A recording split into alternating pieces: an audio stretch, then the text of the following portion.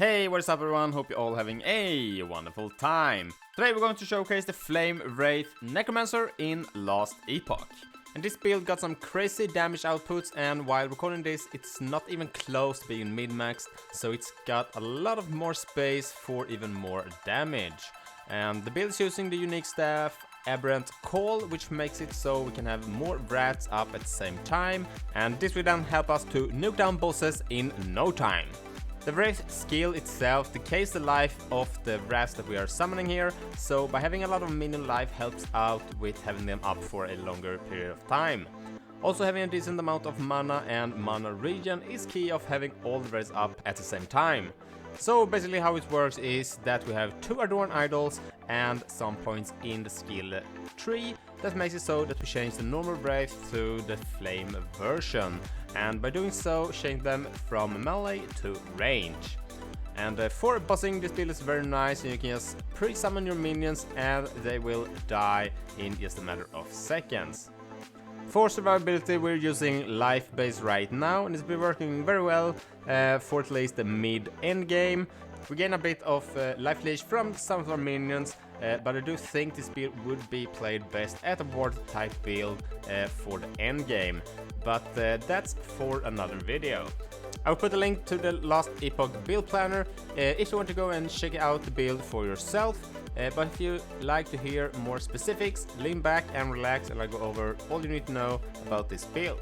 Feel free to use the timestamp to go back and forth as well. Before we jump into the specific of the build, just a quick reminder to like the video and also subscribe to the channel to show your support. And with that said, let's begin. So let's start with the skills. And for leveling, I basically use Hungering Souls, and we also use Spirit Plague. And the great with these two skills is that they are the same damage type, being Necrotic, and also Hungering Souls here. It's just very nice to use. It will auto-target enemies for you, and we will just use Spirit Plague here as just an extra damage source on bosses pretty much.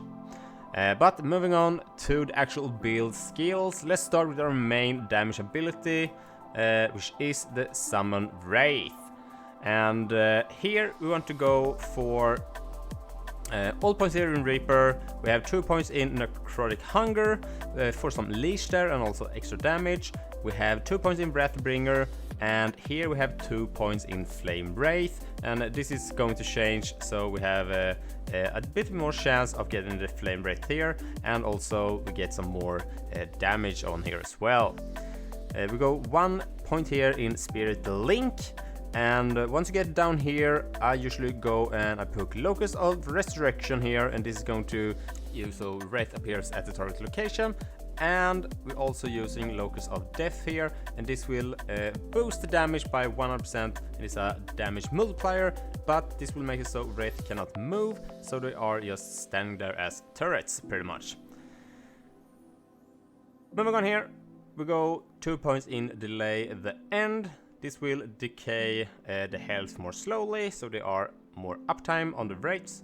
And just the last point here, Dawn of the Fall for more crit chance and also crit damage leeches life. And we also end up with Dusk of the Living for even more critical multiplier. The next ability is going to be the Volatile Zombies, and these are mainly used for clearing bigger packs of enemies, but we also gain them by using Dread Shade, but more about that later on. 2 points in Forceful Commander, we have 1 point in Daunting Blast, 2 points in Dreadful Horde, and this is making it so we can spawn more zombies at once. We also have 2 points in Wild Force, and this will make it so when the zombies detonate, they will spawn corpse parasites. And we have 1 in Ravenous here, and also 2 in Pool of the Grave for the kill threshold. We are having 2 points in Fever, we have 1 point in Ferocic Horde, and also 1 in Shepherd of Thralls, and this will make it so we summon Skeleton Warrior when they die.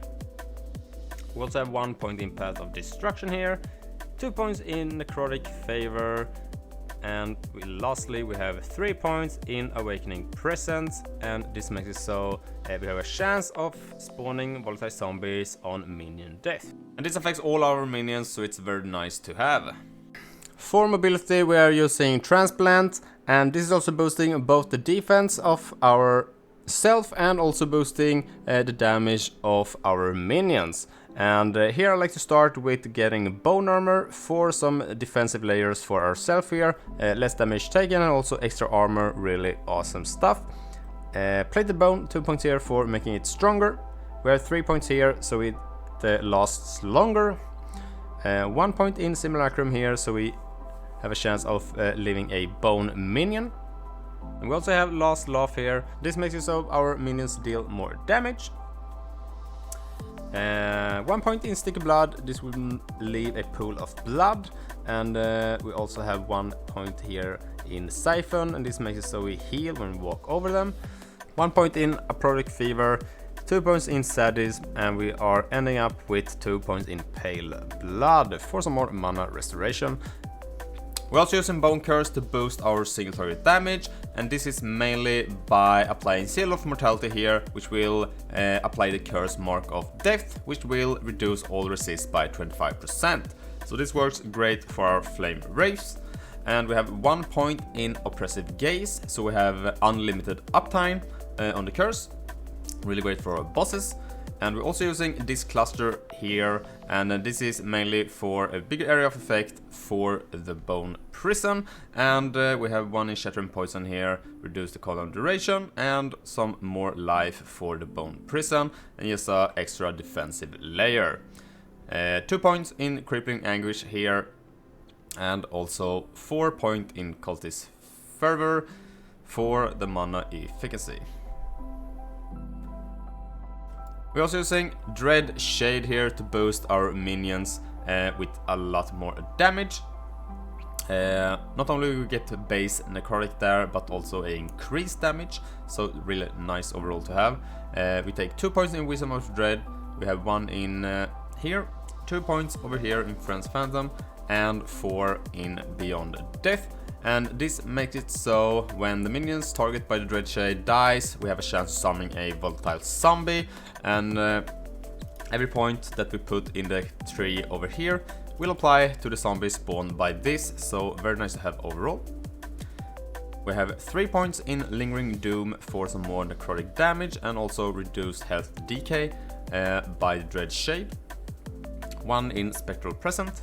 3 in Dying Covenant for increased attack and cost speed to the minions, and also 4 points in Grim Fate to boost the area and damage for our minions. For the stats on this build, we basically want to get as much minion damage or fire damage, crit chance, and also multiplier for the damage. An important note here is that you have to have the minion tag on it or it will not apply to the minions. And as an example here, on our helm we have the critical strike chance mod here, and it also includes the increased minion critical strike chance as well. And other than that, we also want to get as much minion life as we can get, and this is basically so our wraith can stay up for a longer duration. And you will also have to invest in getting your mana and also mana regen up, so you are able to keep summoning all your wraiths at the same time. And for attributes, we also want to get intelligence for more minion damage, and we also want to get vitality for more life to our character. And for the gear, as I mentioned before, let's start with the weapon here, and this is called Aberrant Call, and this makes it so we can have even more raise up at the same time, and making it really good for bossing. And we also get some other great stats here, like +2 wrath skill, we get the mana regen, and we also gain additional minion damage. For the helm, we want to get the Profane Mask here for the base, and that's for the adaptive damage for minion. And we also want to get critical strike chance here as well for our minions. For the amulet we use Death Rattle, and this is for the critical multiplier to our minions. And I also managed to get one with the minion damage here as well as a legendary potential. You can also get the lowest hunger here, which boosts the base critical strike chance of our minions, which is very nice, and also giving us +2 for all the fire minion skills. So this will also affect both the Wraith and also our volatile zombies. For the chest, we want to get a Osiris robe base with the mana region on it, and here we want to get the critical strike chance for minions, and you could also go for plus level 2 Wraith or even fire damage for minions as well. For the rest of the gear here, you want to get as much minion damage as you can get, minion life help as well, and try to get some mana and mana regen on these gear pieces as well. And for the gloves, you can try to get some more cast speed. I got a couple here, but I do lack some resist for, so I can't really equip them right now. But yeah, some cost speed helps out with summoning your Wraith faster. And you can also go with other uniques here. One being Yulra's Obsession here, and this will also grant all stats on the gloves to our minions. And the added spell damage there is very nice for our Wraiths. And the second one is called Raven's Rise, and this will give us +2 to both our Wraith and volatile zombies, with some other defensive stats on here.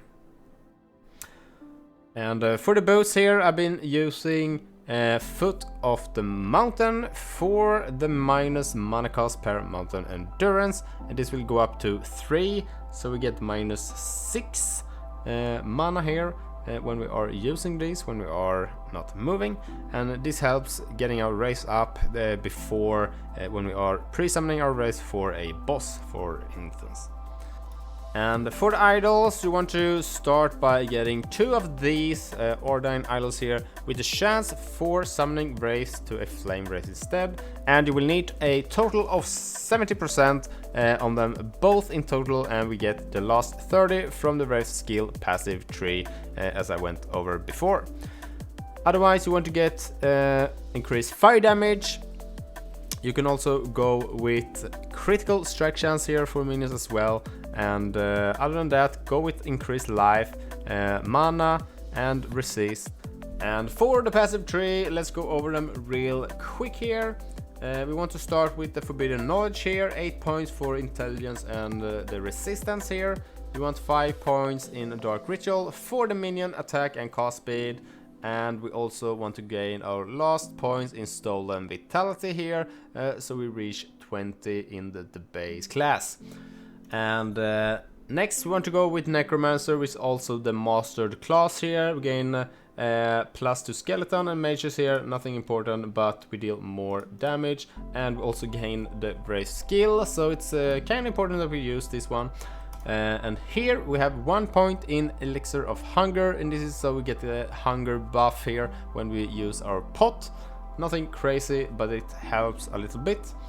We have 5 points in Rising Army to boost our minions, 3 points in Cursed Blood for even more, but we have 5 points in Aegis Fall, and this is for the armor shred chance here for our minions. A really nice damage boost here.